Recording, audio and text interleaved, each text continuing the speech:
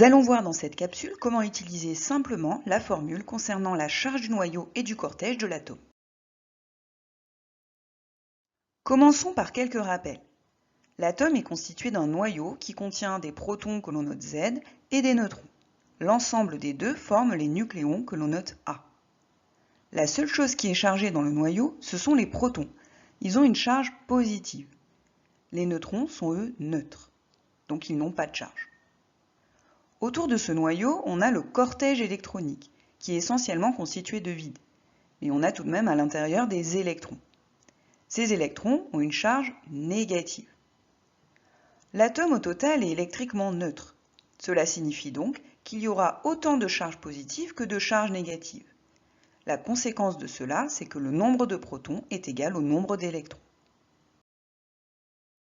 Comme on vient de le voir, ce qui donne la charge du noyau, ce sont les protons. On peut en compter ici en bleu 6. De façon générale, une charge se note Q et son unité est le coulomb. Si on désire calculer la charge du noyau que nous voyons là, il faudra donc multiplier le nombre de protons fois la charge d'un proton. Ici, le nombre de protons étant 6, Q noyau sera donc égal à 6 fois Q proton.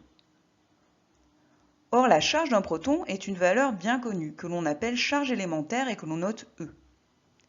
Ce E a pour valeur 1,6 10-19 coulombs. En remplaçant tout ça dans cette formule, on a donc 6 fois E, donc 6 fois 1,6 fois 10 puissance moins 19, ce qui me donne une charge de noyau qui vaut ici 9,6 10-19 coulombs. Ce qui donne la charge du cortège électronique, ce sont les électrons. Or, on a vu tout à l'heure que l'on avait 6 protons, donc 6 électrons, car on sait qu'un atome est électriquement neutre. La charge du cortège correspondra donc ici à 6 fois la charge d'un électron.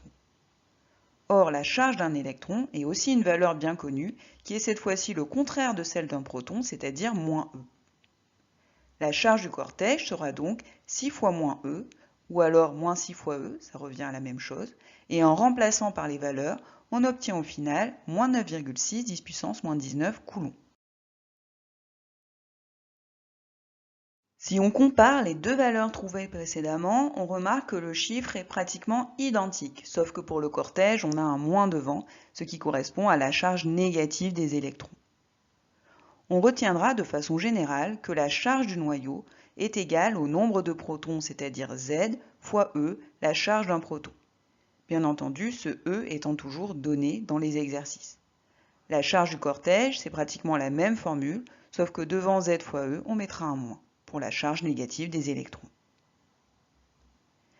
Si on s'amuse à calculer maintenant la charge de l'atome, c'est-à-dire que l'on va additionner la charge du noyau et la charge du cortège, ce qui fait donc Z fois E moins Z fois E, le total fait 0 coulomb.